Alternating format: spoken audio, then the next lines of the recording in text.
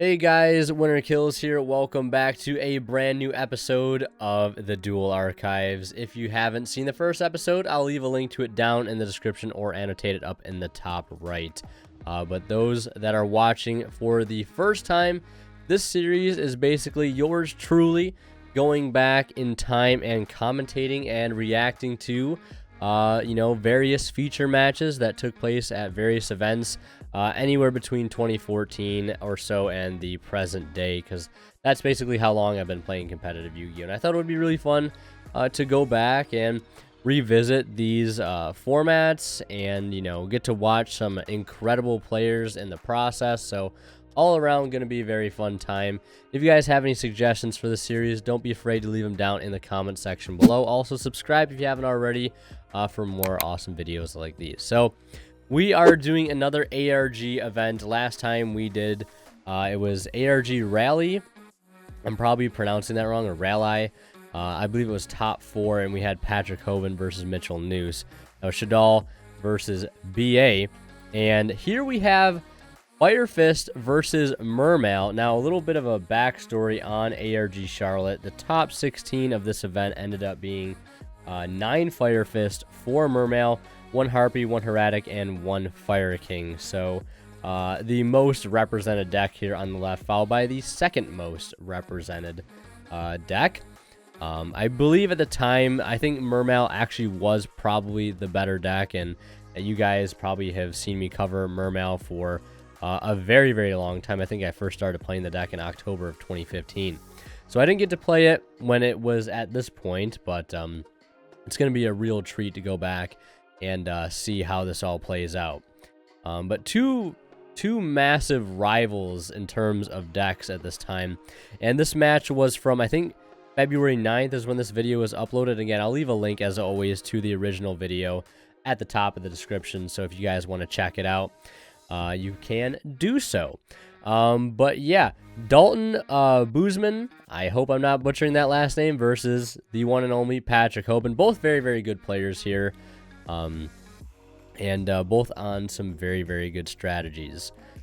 And yeah, this is, for those that are used to Mermail nowadays, this is going to look like a very, very primitive version of Mermail.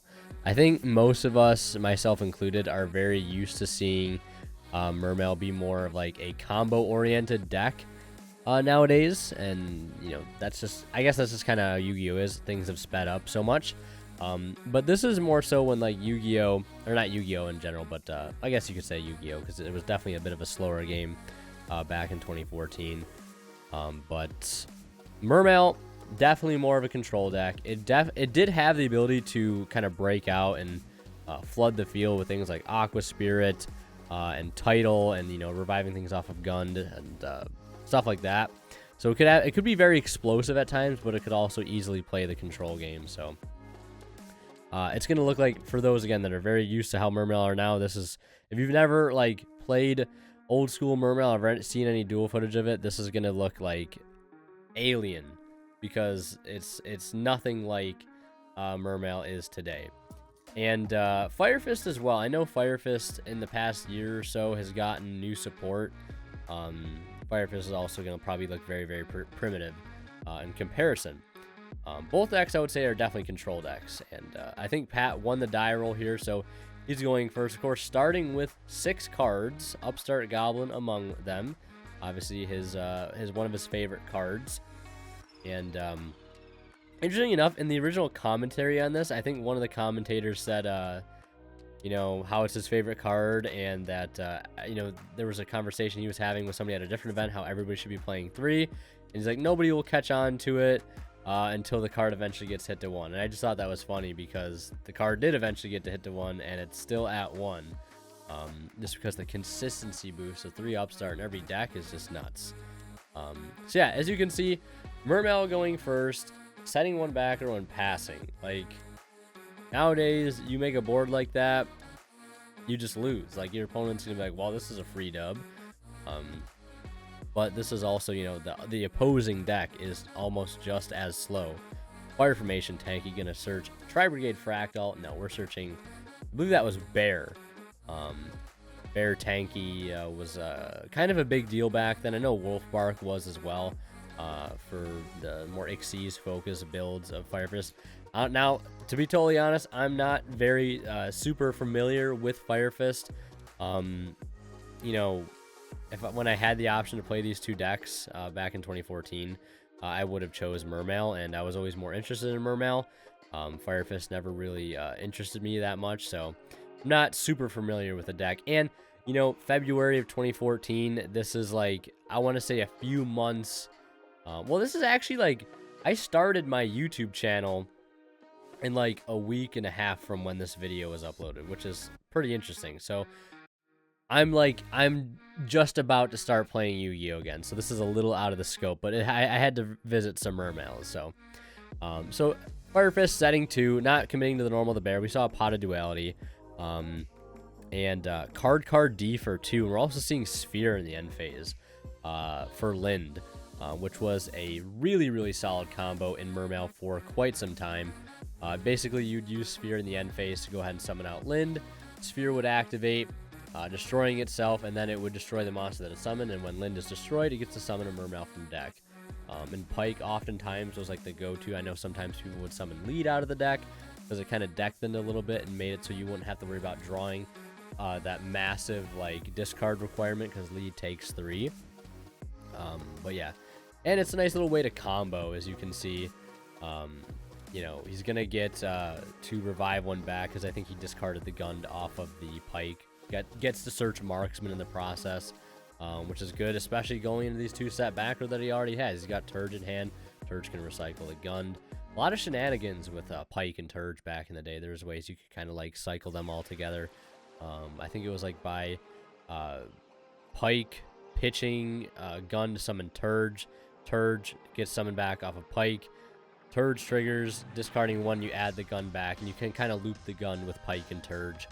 Really cool little combos you could do with the 2 cards. I know Turge doesn't see much love at all in Mermail nowadays, but it's definitely an OG card to say the least, and it still hasn't had a rarity bump. Like, just super rare, you know, Turge would be nice to match the Pike. Yeah, not really too much going on right now, so I'm just kind of like reminiscing a little bit, if you will. That's why I like the idea of the series so much, because it's so very nostalgic. And let me know if you guys kind of get the same way about watching old school feature matches like this. I know some people suggested in the previous episode that I go like farther back, but I don't think the coverage is as good back then. Like, I want to say before you get like prior to 2010.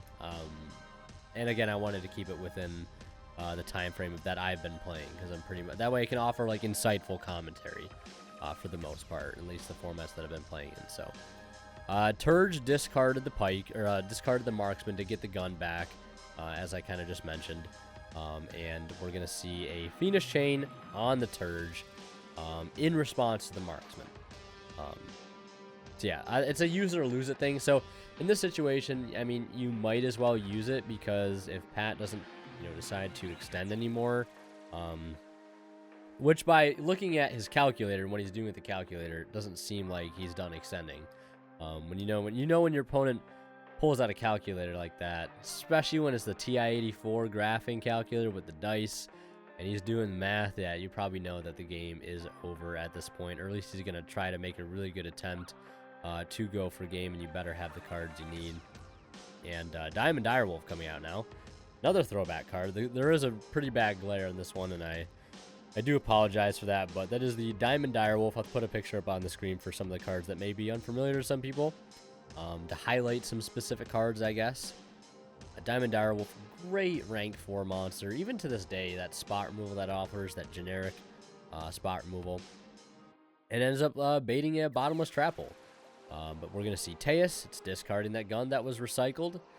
And it's going to bring back Turge, and he's going to get a search of a level 4 lower Mermail monster. And you can see he has Aqua Spirit in hand as well, and I think he also has Tidal. And, you know, the conversation of bringing Tidal back is still, like, raised by Mermail players, even to this day. But we all know how powerful dragons are, just in general, with how much support, like the rockets, the Dragoonity, the chaos stuff, like, it's a very slippery slope with the dragon. So I really wish Tidal could come back if it could only be used in water decks, but obviously that's not going to be the case. We're going to see it in other decks, because it is also a Foolish Burial by discarding it in a water or dragon, and the Foolish Burial effect's pretty good. Yeah, but Pat, knowing that he sussed out that last back row, they don't have to worry about Nibiru, obviously, so Pat's just going to go for the OTK, and OTK he does, even at 9,000 life points. One thing I wanted to mention, too, was, and I kind of got sidetracked with talking about other things, but card D, end phase, draw 2, man. That's how you know that, like, the deck is slow. Like, its first turn, you know, search a bunch, use tanky, then you use duality, then card D, you know, basically get 4 new cards to the hand, then end turn. And, you know, if you're somebody like Pat, it's best to try to OTK because they have so much resources in their hand for the next turn, that if you don't OTK, it's going to be a very probably uphill battle. So right now they are obviously siding, and I believe in the side deck for Pat on 3 Maxi, 2 Effect Valor, 1 DD Crow, 3 Mystical Space Typhoon, 1 Dark Hole, 1 Bottomless, 2 Divine Wrath, and interestingly enough, 2 Wabaku. And that might be for Mermail to side in, because Mermail is a deck that can OTK. You have Marksman, you have Diva, you have Megalo, like all these crazy cards that can OTK. Like specifically, the Megalo with Marks and Intra Dragoons, like that was a pretty easy OTK. And then you just have the extra extenders on top of that are basically free for the deck, like Tidal and Aqua Spirit. And I also see a Gen X controller in that main deck. Oh man, the sweet days of playing Gen X controller. I remember some builds also even played Allure of Darkness in the main, too. Because anytime you saw, we'll speed this up a little bit here because it is a 45-minute video. Maybe we'll go to 1.5 speed here. It was a short game one, so I kept it at the normal speed. And then our other player's side deck, let's see here. I have the original ARG page pulled up from this particular event.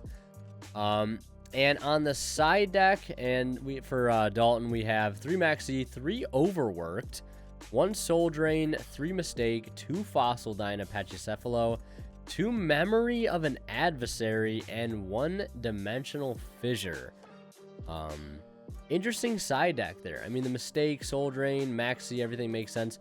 Overworked, I know, has something to do with if your opponent has monsters that their attacks are not their original attacks, basically destroys all of them. I think that's probably for the mirror match because you have cards like Tanky, Tensu, that are boosting their attacks above their original, and you can basically just board wipe them with a card like Overworked.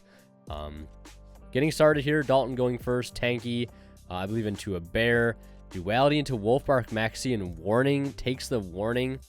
I love how he's got the ulti Tanky, Ryo, and Warning, but no ulti Duality. I don't even know if actually ulti Duality was out yet. I'm gonna say it probably was, but I mean he's still got some bling, to say the least. Now, Thunder King Ryo against Mermail is pretty solid at this point. You're turning off a lot of cards. Pike, you're turning off quite a bit of cards.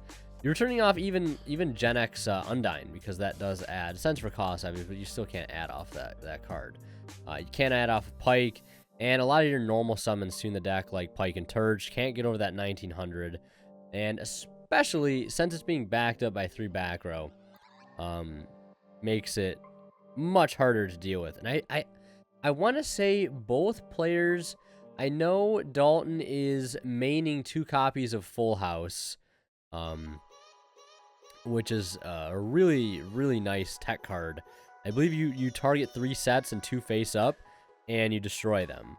So like you're 3 and 2, kind of like your Full House, in cards. I think Pat was also playing it as well. I could be wrong. Let's see here. No, he was not on the Full House. But it definitely would have been good in this particular match. I believe the original commentators also mentioned that Pat's side deck specifically wasn't that good for this matchup. So games 2 and 3 might be a little bit more difficult for him to deal with. And we're just seeing, looks like Teus pitching the Pike. and going for just the summon. Chaining Maxi to that as well, because it does reveal in hand first, and you can chain. So we'll get the draw there. Pat's going to set 2 and end his turn. And activating, I'm not sure what card this is.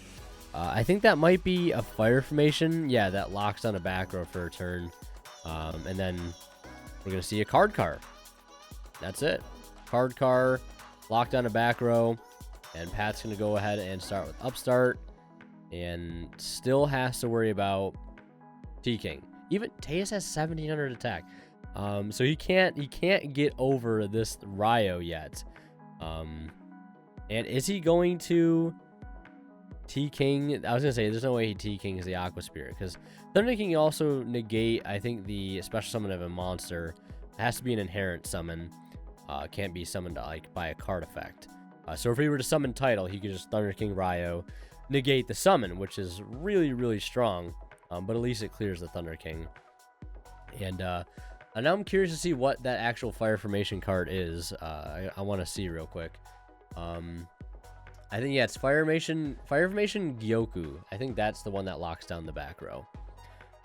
And I think Pat just ends there, turning the Thunder King to defense with the Aqua Spirit. I was actually going to say something about that, because a lot of people don't know is that Aqua Spirit has an effect that activates during your opponent's standby phase only, where you can actually turn a monster they control to defense, and then they can't change that monster's battle position for the rest of the turn. And I know Thunder King doesn't have that high defense stat, so if anything, now, come Pat's turn, he will be able to clear that T-King in the battle phase. And looks like he tried to push a little bit with Bear. Bear is punished with the Bottomless. I mean, Bottomless is a great card. Was a great card back then, but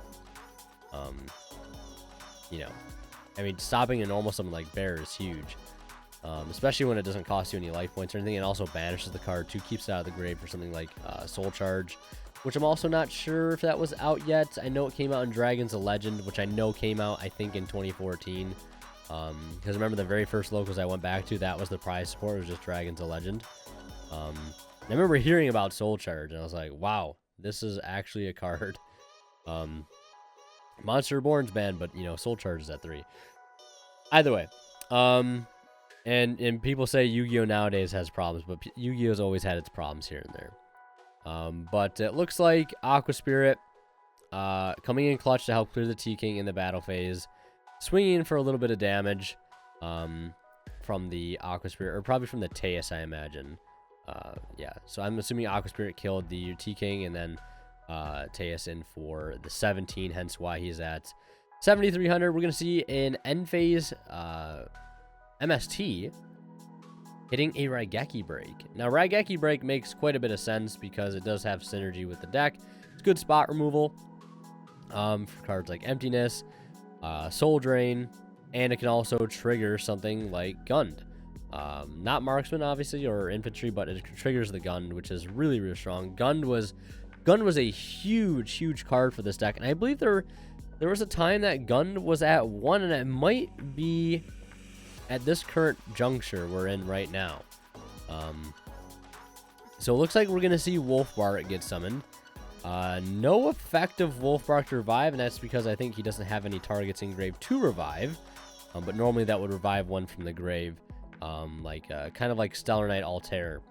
So it's a very strong card. It's going to be able to beat over the Teus, probably mainly due to the attack boost from these 2 Fire Formation cards. And now on Pat's turn, starting with the normal summon of Pike. Good old Abyss Pike. And I remember some people actually used to call Abyss Pike Spike. Like, I remember I used to watch, like, old profiles of Mermail back when I was, like, starting to play the deck. People would call it Spike. And I know there was also, speaking of pronunciation, people always would say either Abyssteus or Abyssteus. You're either an Abyssteus person or you're an Abyssteus person. I'm personally a Teus person. Let me know in the comments. Are you a Teus or are you a Teus? And are you a Pike or are you a Spike? Because if you're a Spike, I don't know what to say, man. No, I'm just kidding. So we're gonna see a rank 4 play here. I saw a Lavavel chain in the extra deck, which is crazy. Exciton Knight. Now that's an interesting thing too there, because he knew that he had a warning off of that duality, which now that I see it doesn't look like an ulti warning. But I mean, Exciton is a really good card. This card was banned for a little while, obviously because like it's such an insane card. Mermail being able to access a rank 4 toolbox, much like the Fire Fist deck. You know, Exciton is going to force out cards like that, and force out it just did. Because, you know, again, for those, I'll highlight this card as well.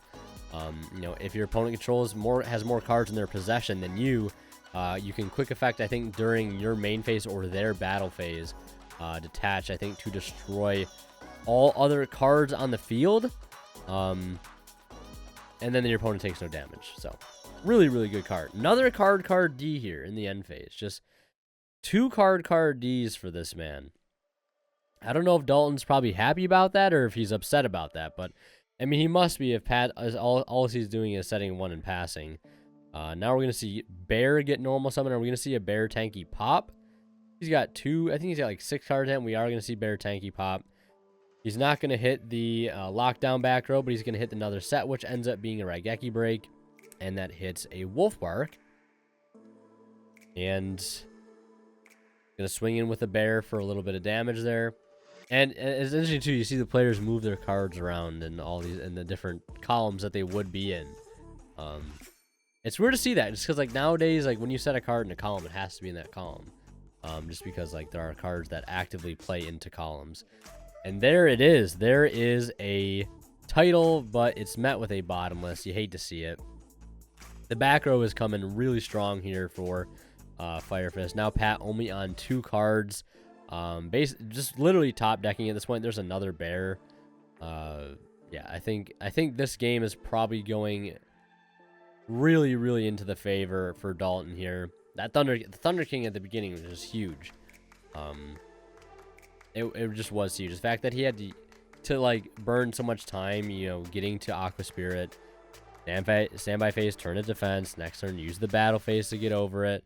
Meanwhile, he's been card D'ing that entire time, where he's trying to play catch up to just to clear the Ryo to begin with. You know, like crazy card, man. Thunder King is crazy. And now I think we might see a rank 4, and obviously I think Barry gets an effect when it attacks and deals damage, to be able to set a Fire Fist, Fire Formation spell or trap. So, going ahead and taking advantage of that, I think he ended up setting Tensu. And I just want to take a look at Dalton's deck list again. Yeah, he's on 3 Bear, 1 Gorilla, 3 Wolf Bark, and I think those are the only Fire Formation monsters. And I think these are both copies of Bear here. I could be wrong, but it looks like 2 copies of Bear, both coming Ultra. I know Gorilla was also a card, but I'm pretty sure those are both Bear. And looks like he's going to send off the other Fire Formation to hit the other set back row, which ends up being a Reckless Greed. Also really interesting, Reckless Greed in this deck as well. But you can see how like desperate these decks are for draw power. Even if it's in like obscure ways, but like nowadays these draw methods aren't really like considered too much because of how slow they are, and because like it's crazy to see like Yu-Gi-Oh here and Yu-Gi-Oh nowadays is just so different just based on pace. Card D and Reckless Greed would obviously never fly nowadays. I mean, it depends on the format maybe, but they do wonders here in the situation. Pat was on a top decking situation, but he's able to see an extra card deep thanks to the Reckless. Extra card than, you know, he would have just drawn for turn. So better than the alternative, obviously. So Dalton going into Abyss Dweller. Ooh, it stings as a Mermail player to see. The bane of all Mermail players' existence. If there's ever gonna be any rank 4, you would always hate to see as a Mermail player. It was always going to be the Dweller, and like it was such an easy side in because like Dweller just wasn't like just only good against Mermail. Like it had its uses against other decks as well. It's just an absurd card. It's still like really good to this day. And he's going to Wolfbark for Wolfbark. And yeah, it's no surprise we see Pat picking up the cards here as we head into a game 3. Pat is going to get to choose here as well, whether or not he's going to get to go first or second.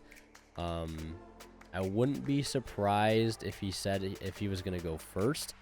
But let's fast forward here through the side decking. And yeah, let's get back over here where we're getting things started in a game 3 situation. And this whole video is about 45 minutes as well. And yeah, I don't want my throat to get destroyed because this is quite a long time of talking. Coming up on 27 minutes just now. So it looks like Pat will be going first, and he went first in game 1, and that proved to be very, very successful. The side deck, again, I don't think is in his favor. And again, you could see how clutch a card like Full House would be in this particular matchup. But Pat, setting 2 and passing over to the opponent. Typical Mermail turn. Setting 3, Card D. I think Card D was a secret rare, I want to say. I know it came super, but I want to say it was a secret rare. Now, see, this is both decks kind of like staging right now. Both just drawing a bunch of cards, double Reckless Greed. And it's not going to stack either. So it's basically just draw 4 cards right then and there. Now, I wouldn't be shocked if you tell me Pat OTKs here. I would not be shocked. Upstart Goblin, how about let's draw 5 cards? It's slow, but like it works so well for these decks because they're already control lists that have sort of combo, plays to them. Like Mermail can definitely do a little comboing. I think it's definitely like the deck that can do more comboing than Fire Fist. But Fire Fist can still make some combos here and there as well. Like Tensu plays into more normal summons, Wolfbark bringing back stuff for rank 4 plays, all that stuff. But like, they spend a little time in the beginning, slowing the opponent down with like floodgates, like Vanities or Soul Drain or Fiendish Chain or Thunder King Ryo. All the while they're, gaining advantage here after they, passing back and forth in the early game. Card D, Reckless Greeds. Very, very cool to see. I remember like an early Spellbook build I had. I know some versions of Spellbook played Reckless Greed as well. And looks like he got very lucky there, sniping a set bottomless Pike pitching marksman, adding gun. And one thing you're noticing too is we're not really seeing like infantry. Infantry is probably not that favored right now. I remember pretty much always been constantly changing ratios of marksman to infantry, but I feel like the format that these guys are in right now definitely favors maining multiple marksmen. We also see a Max C here too. Card's going to completely just control the pace of the game for the time being. Pat's obviously up a bunch in cards. He doesn't want to lose that advantage to a Max C by giving his opponent, several draws, especially going to 2 back row. You're obviously unsure if you can OTK or not through that. Why take the risk? Why continue to extend? You're up in cards advantage already as is, so swinging for damage, 17 and 16. Pat setting 4 End Phase Mystical Space Typhoon. Which one will he hit? A Fiendish Chain, super rare Fiendish Chain, no less. Dalton starting with an Upstart Goblin. And there's a Tensu. I think I see a Gorilla or a Bear in hand. Sorry if I get the two confused. It's kind of hard to tell. Watching in this resolution, only in 720p here. And I see a Mirror Force as well. Mirror Force is a fantastic card back in the day. Because, for example, like you saw in game 1, it's just a big board of big monsters attacking in. No negates, no protection. That gets it with the Mirror Force. Like, game's over. Mind Crush was also very popular too against the Mermail deck because they search their Megalo, they search their, I was gonna say Teus, but they can't do that just yet. Search their Megalo, search off their Pike, search off their Dragoons, search off their Undyne, etc., etc. Like, Mind Crush was just great for that. So we're going to see the normal summon of Bear. I'm going to say that's Bear. And looks like he is going to... I'm not sure what exactly is happening. I think crashing. Okay. Going to crash the Bear and the Pike. Set 2 and pass. Now, the only reason I could see why he did that is maybe to get a rank 4 in Great, or to get the level 4 off the board, to prevent a rank 4 play from happening next turn, but Pat just discarded Gund off of Raigeki Break. And you see what I mean? Like, that's just like a good example of deck building right there. Like, you're playing a card like Raigeki Break, which is not only advantageous in clearing back row. Yes, you go minus, but with this deck, you have a way to basically neutralize the card's loss off that.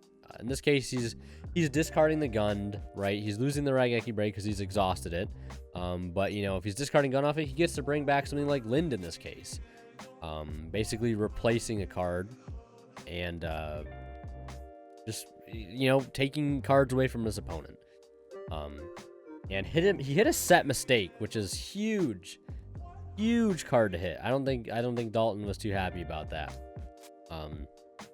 Raigeki Break kind of being like an MST here for Pat, but again, it helps him do more because the discard you can actually play around the discard, play into the discard, load the graveyard up for title, set up Aqua Spirit, set up Guns, and now we're gonna see the normal summon of Turge.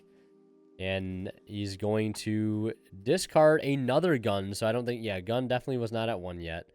And Gund will get added. Or no, he's going to add back Marksman. He's going to pitch Gund. So here he could bring back the Pike.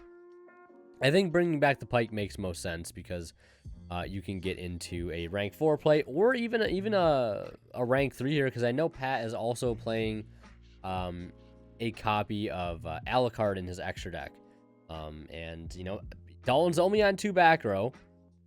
So we could easily see a very similar occurrence to what happened in game 1, where if he goes into Alucard, clears a set, forces something out, right, you can easily just punch in for a game with a bunch of big monsters, especially since now he's only at 5,700. And it looks like Dalton's trying to make a very, very hard decision here. Whether or not he wants to let this Turge go through. Does he have another Max C? Because the most prevalent hand traps right now in the game are Max C and Effect Veiler. Droll Knock is also a hand trap. DD Crow is also pretty good too, I think. Yeah, Dalton is actually maining 2 Effect Veiler alongside... where is it? And siding the 3 Maxi. So he's not maining Maxi, but he's siding it, and he did see it, and he's also maining the 2 Effect Veiler. And it looks like Turge is going to resolve, which is not going to look too good for Dalton here. Getting that extra level 4 body on the field, and getting it to search now off of the Pike. Because he basically just got the discard fodder he needed back for the Pike, thanks to the Turge. So basically adding the card back off the Pike, discarding it off, or adding the card off the Turge, discarding it off the Pike, searching what looks to be another Lind.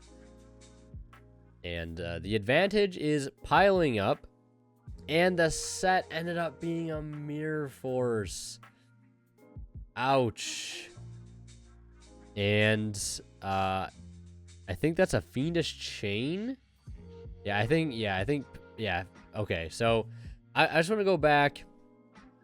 I want to see what happened here with this Fiendish Chain. So the Marksman pitched off of the Pike. Okay, I think I see. Oh yeah, so okay, yeah. So he brings out he normals the Turge, ditches a Gund. That adds a Marksman. Gund revives Pike. Pike effect activates, pitching Marksman to go ahead and search another level 3 water. And it looks like I think he's going to add the Lind here. So Marksman's going to pop the set Mirror Force, and which is huge. That's kind of unlucky. And then so he had an MST for the Fiendish. Gonna go for Lavalval Chain, which is gonna dump Title, which is gonna be games. So you're gonna have 24, 15 from the Lin. I don't know how much Lavalval Chain has, but then 24 from Title. That's definitely gonna be enough for a game. So yeah, Patrick taking this one 2-1. Pretty nice match. Both decks kind of got to show their strength, the control aspect, and the grind aspect of the Fire Fist deck. And just how explosive Mermails can be. Like, you give him the right amount of cards, open the field up is what he tried to do both games 1 and 3. Opening the board up, going in, all out. You know, you better have Max C or else this is just going to be an OTK. That's why Mermails was so good. Because they had some really good searchers, in-engine searchers, like Dragoons was insane. And then the in-engine spot removal was also crazy. Marksman, infantry, all that stuff, readily searchable via the Dragoons and also via Pike too. So like back row matchups like this were actually kind of easy to deal with because you always had a searchable way to get to your back row removal. And then you can also play cards again on top of that, like Mystical Space Siphon, Raigeki Break, with the synergy that it has that we already talked about. So, and yeah, that's going to do it for this episode of the Duel Archives. You want to see more of my content, click on one of these videos right now. And also a huge shout out goes to all of the Divine level channel members that support the channel, and they are Cadillacs84 and Pony Stark. Thank you guys, as always, for your extremely generous support of this channel. Really, really appreciate it.